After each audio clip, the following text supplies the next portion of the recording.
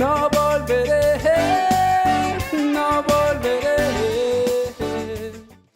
Vamos a aplaudir al Señor Jesús. Oh pueblo de Dios, es bueno estar aquí en esta congregación maravillosa y nosotros vamos a entrar a la gran congregación que está en la presencia de Dios, donde debemos practicar la justicia, sabiendo, hermanos, que nuestra entrada es libre por la sangre del Señor Jesús, que por el Espíritu Eterno fue ofrecido en la presencia de Dios. Y ahí solucionamos nuestros problemas. Hoy tengo un asunto para tratar con usted. Usted que ahora cambió los canales y sintonizó en este canal, quiero decirle que siga de la forma que Dios desea que usted sea. Y eso le ayudará mucho. Nuestro estudio está en el primer libro de Reyes, capítulo 13. Aquí nosotros tenemos el valor de un profeta, que es algo muy especial. Y me gustaría que usted leyera conmigo. Y antes que leamos, déjeme explicarle. El reino de Israel, que tuvo como primer rey el rey Saúl, después David, después Salomón. Cuando murió Salomón, su hijo Roboam empezó a reinar.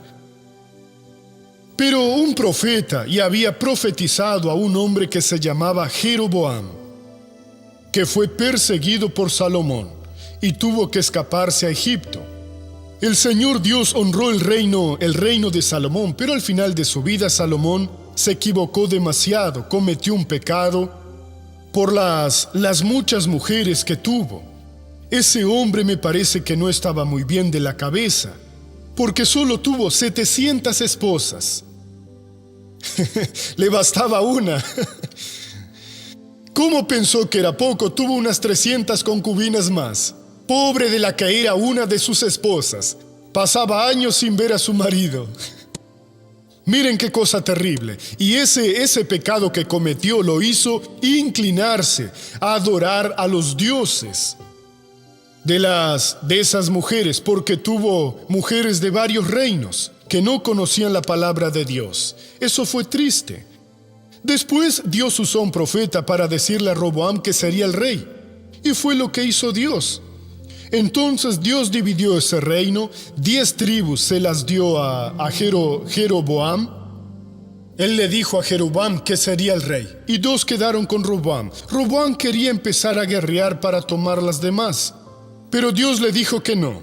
Ese Jeroboam fue débil, porque aunque fue usado por el Señor Dios y saber eso, él tuvo miedo de que el reino se le escapara de las manos. Y en vez de orar al Señor Dios, porque las demás 10 tribus seguían subiendo a Jerusalén a adorar a Dios. Entonces, en vez de buscarlo al Señor Dios y preguntarle, Señor Dios, ¿qué hago?, tuvo consejo con las personas del pueblo, que le dieron una inspiración. Lo peor que le puede suceder a usted es, en relación a las cosas espirituales, preguntarle a cualquier persona. Pregúntele a Dios. El lugar santísimo tiene libre entrada. Señor, ¿qué hago? Háblame, Señor. Consulte la Biblia o durante el mensaje ponga atención, porque Dios le va a hablar. Entonces empiece a tener una comunión directa con Dios. Alguien que usted tiene como una persona espiritual, a veces no lo es un artista, es una persona que hace exactamente lo contrario de lo que dice, pero Dios nunca le engañará. ¿Qué le dijeron a Jeroboam? Que hiciera 2 becerros de oro y los pusiera, uno en Betel y el otro en Dan. Y lo hizo así. Eso está en el capítulo 12, a partir del versículo 26. No voy a leer para no perder tiempo, nuestro tiempo es corto. Entonces hizo eso. Pero debería haber hecho lo que Dios le orientaría, porque Dios se lo dio. Hermano, nadie logra nada si Dios no se lo da. Usted no debe dejar al enemigo interferir en su vida.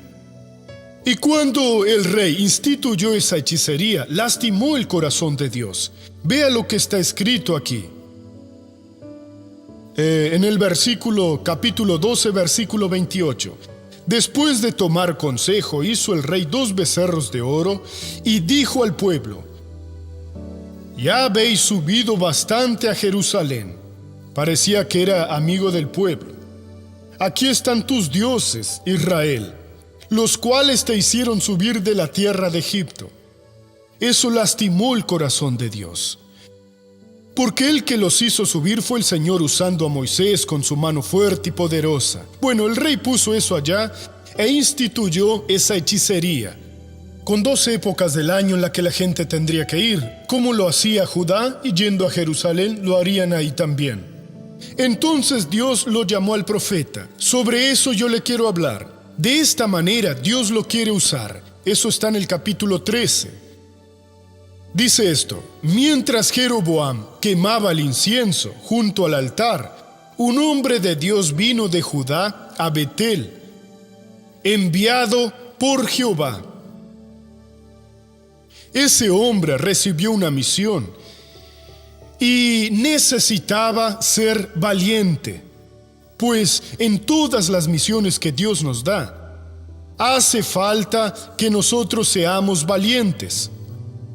Si tenemos que reprender a alguien para que haga algo para Dios, si fuera algo normal, no nos llamaría. Así que esa persona necesita ser valiente y exponerse dentro del orden divino. Así Dios honrará a esa persona. Y allá estaba el rey Jeroboam plenipotenciario.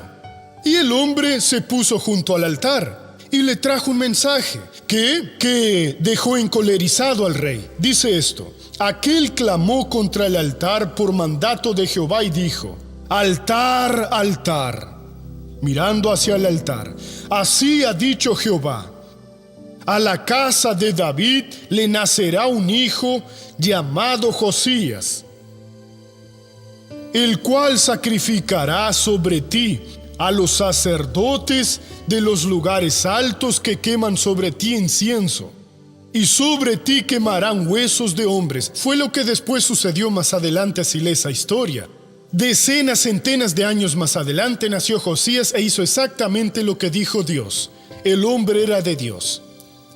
Y el versículo 3, ese mismo día dio una señal diciendo: esta es la señal de que Jehová ha hablado. El altar se quebrará y la ceniza que sobre él está se derramará. Hermano, dijo eso en la presencia del rey, y el rey estaba fuera de sí. Guarden su corazón. La misión que le da el Señor Dios, que le da cualquiera, exige valentía. Los tímidos probarán la muerte segunda. Los miedosos, tímidos en el sentido de miedosos. Es necesario que usted entre a la gran congregación. Luche por su causa y sea firme, si no, no recibirá nada. Pero doctor, veamos aquí San Mateo, después volveremos a Reyes. A veces uso este versículo aquí. 11:12. Esta es la propia palabra de Jesús. Desde los días de Juan el Bautista hasta ahora, el reino de los cielos sufre violencia y los violentos lo arrebatan. Si Dios le da una misión, usted tiene que ser valiente. Mandó al profeta, él salió de Judá, entró al reino que se había separado en el día de la fiesta y había una multitud. El rey estaba todo pretencioso en toda su mentira, en aquella obra de hechicería. Y ese profeta llegó y dijo: altar, altar. Dio el mensaje de Dios y hay una señal. El altar se quebrará y la ceniza que sobre él está se derramará. Versículo 4. Cuando el rey Jeroboam oyó la palabra del hombre de Dios, que había clamado contra el altar de Betel, extendió su mano desde el altar, dijo: prendedle. Pero la mano que había extendido contra el hombre de Dios se le secó y no la pudo enderezar. Se le secó de inmediato. Al extender la mano se le secó y ya no la podía enderezar. Dios estaba usando un hombre de Dios. Dios usa un hombre de Dios mientras se mantiene fiel a la palabra. Pero ponga atención. Alguien que me está viendo dice, entonces ahora voy a destruir una casa de hechicería. No lo haga. Esa persona debe estar segura que le habló Dios. Y hoy el trabajo es distinto. Aquí esto era un ejemplo, una parábola, algo simbólico de lo que sucedería después. Hoy la destrucción es en el mundo espiritual.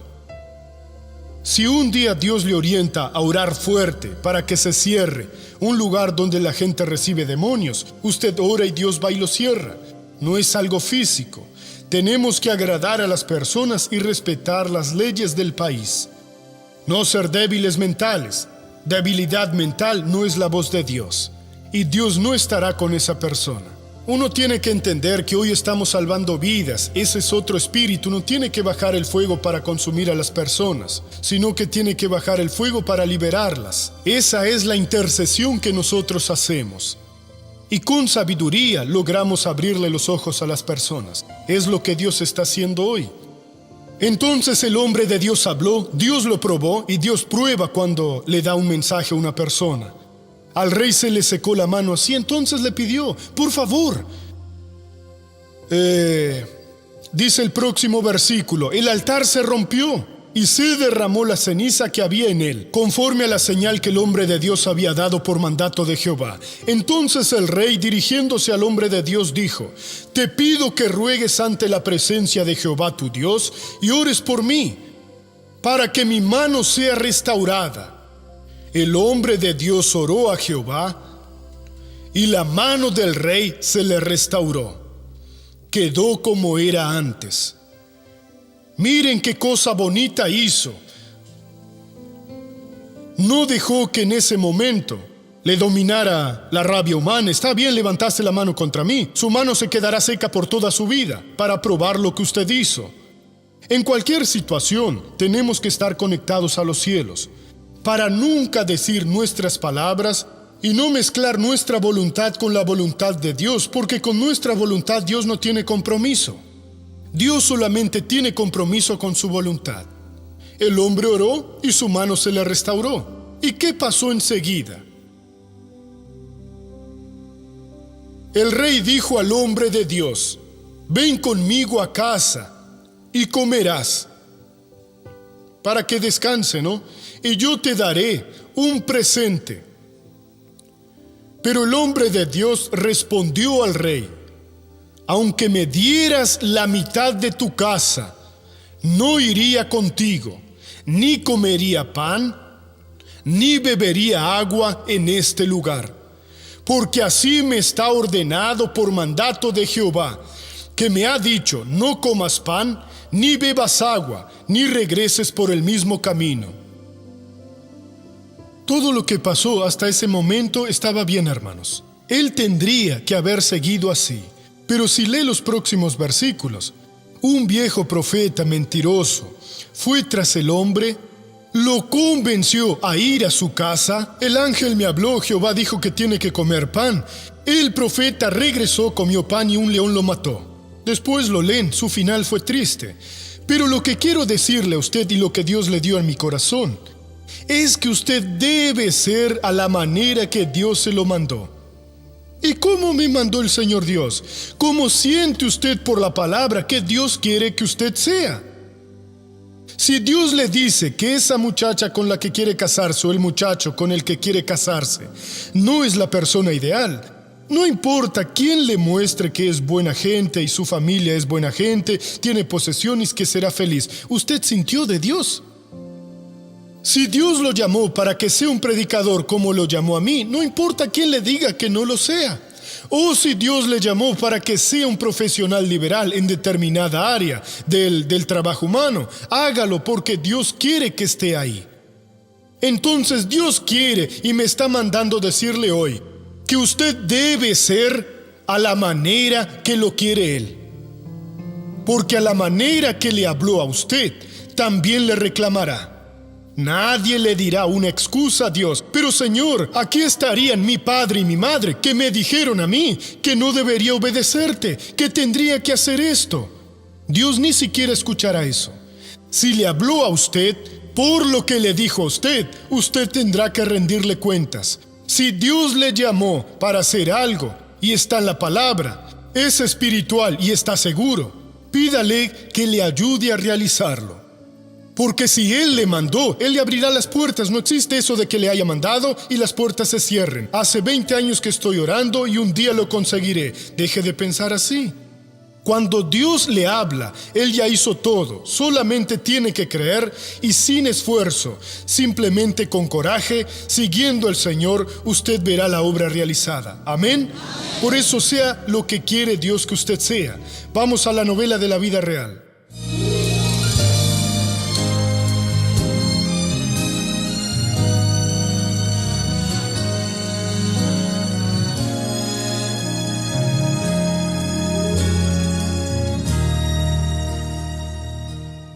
Empecé a tomar poco después de mi primer casamiento porque sufría mucho, pues mi marido no sabía que era adicto a las drogas, sí, usaba y vendía, ¿no? Y fue mucho sufrimiento durante ese periodo, sí.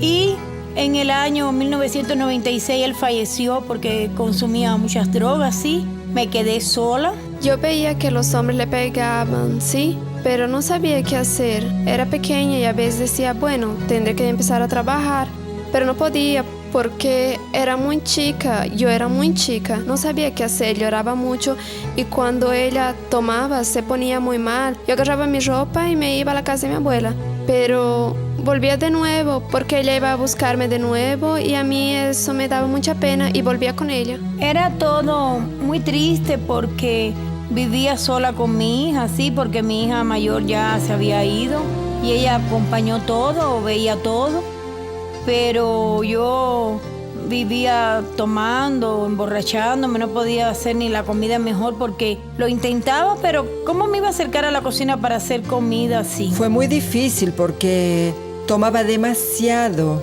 Incluso una vez cuando fuimos a su casa, a las 5:30 de la mañana, escuchamos un ruido en la cocina y nos levantamos para ver. Cuando la vimos, estaba tomando de la botella de 2 litros, directamente en su boca tomando, como si fuera agua. Yo estaba muy debilitada, estaba muy delgada, con 35 kilos, eso pesaba, ¿sí? Y mi salud estaba muy afectada, con hemorragia en los riñones, ¿sí? Y me dijo el médico, está mal, su peso, su salud está realmente debajo de lo normal, ¿sí? Me dijo incluso que si no dejara de tomar tendría solo 15 días de vida. Y mi tía hacía mucho tiempo que iba a la Iglesia de la Gracia, ¿sí? Siempre me invitaba, pero cuando pasaba por mi casa le decía que no, hoy no iré, no me levantaba, me quedaba quieta. Hasta que en noviembre decidí, le dije, bueno, voy. Ya lo veía por la televisión y le dije que iba. Y yo la invitaba, ¿sí? Y me decía, tía, domingo voy.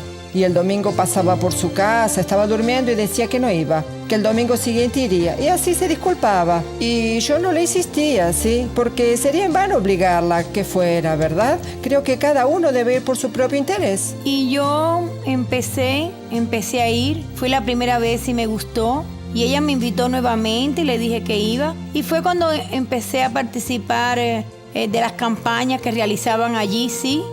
Y con mucha fe en Dios y me propuse parar con el remedio. Decidí parar. En ese momento eran muchas medicaciones, no aguantaba, ¿no? Y decidí parar por mí misma, pero no se lo dije a nadie. Quedó entre Dios y yo, sí. Y fui al médico. Tuve una consulta hace poco tiempo y el médico me dijo, cuando abrió, incluso con mucho miedo, sí, porque ese resultado de examen era una enfermedad incurable, sí. Me agarró el sobre y abrió los exámenes y me dijo, mire, es algo de Dios, ¿sí?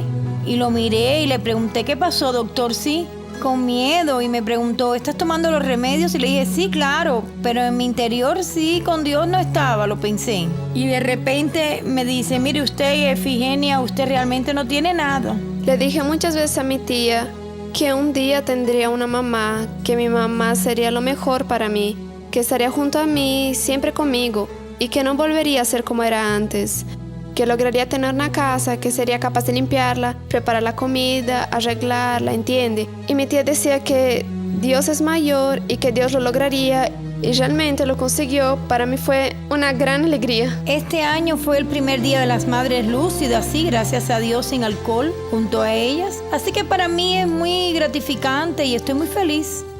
Te desanimar, você é diamante, nunca desista. Gracias, Jesús. Efigenia, ¿desde hace cuánto tiempo está libre? Hizo un año el 8 de mayo. Ahora es una nueva criatura. Gracias a Dios. Bebidas alcohólicas, ya no más. Ya no. Desde nunca hace un más. año hasta ahora obtuvo salud. Gané, gracias a Dios, sí, porque la vida que tenía no era vida, sí. No tenía fuerza de voluntad para nada, sí. Y entonces la acompañé a mi tía a la Iglesia de la Gracia, sí, gracias a Dios. Jesús actuó en su vida. Déjeme conversar con su hija. Querías una verdadera madre. Ajá, Y hoy tienes esa verdadera madre. sí. ¿Quién es la tía que te aconsejaba? Mi tía María. Usted ya era de Jesús. Eso. Y, Ya lo era hacía y 6 años. Ajá, y vio cuando Dios hizo ese milagro. Lo vi, gracias a Dios. Efigenia, dígame, ¿cómo está su vida hoy, después de todo eso? Estoy bien, gracias a Dios. Ajá. Estoy bien. Reconstituyó una familia, todo está bien. Gracias a Dios, sí, porque perdí a 2 de mis hijas. Tengo 3, pero una la tuve soltera y 2 del primer casamiento. Y por el alcohol las perdí porque no había condiciones de que ¿Ya se se quedaran casó conmigo. otra vez? No, estoy de novia. Entonces aplaudan a Jesús, ahí viene la bendición. Gloria a Dios. Y ahora vamos a seguir el programa con la primera pregunta, por favor. Me gustaría saber por qué los sobres de diezmos y ofrendas deben estar identificados y si existe una referencia bíblica sobre eso. Hermana, no podemos agarrar un versículo de la Biblia reducido y decir que solo eso dijo Dios. No, Él dio la principal lección. ¿Por qué le pedimos que ponga su nombre y dirección? Porque nos gusta bendecir a las personas. Es una identificación.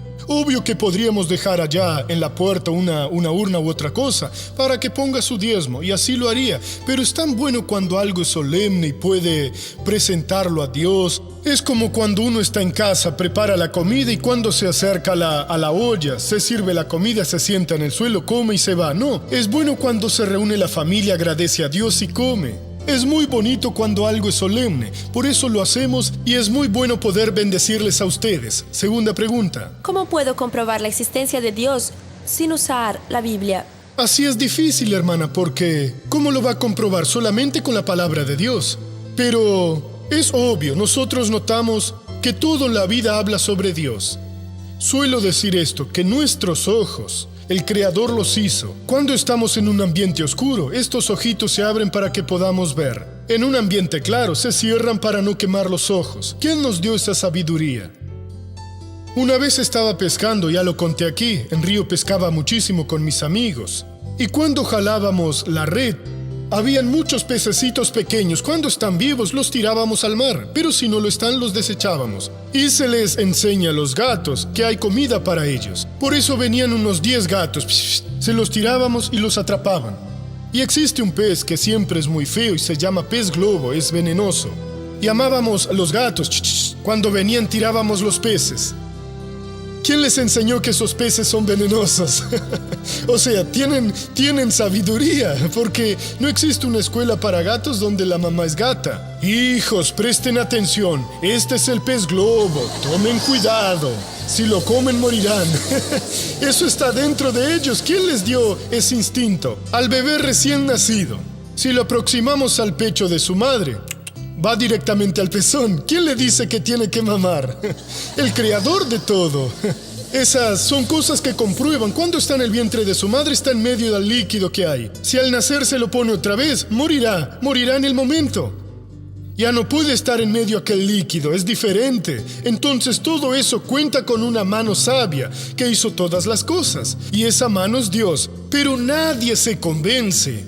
por argumentos. Por eso no discuta las religiones y no ofenda a nadie. Aunque la persona esté practicando algo muy malo, con sabiduría, muéstrele, porque el ser humano tiene algo que le hace pensar que es el mejor. Y cuando se le convence, dice, pero no quiero creer. Entonces la palabra de Dios actúa en su vida, y Dios actúa, es sabio para hacerlo. Ahora voy a orar por los que están en casa. Padre, oro por las personas que necesitan tu ayuda, Señor, tu socorro, las que necesitan ser como deseas tú. Y también por las personas que ahora están aquí y que no cambian la palabra. Oh Dios, que se apropian de la bendición, luchan por ella y ven tu gloria realizando el milagro. Oro y te pido por los que están enfermos. Ahora la iglesia ora, Padre, y como ministro de tu obra, yo paralizo toda obra del diablo en la vida de estas personas.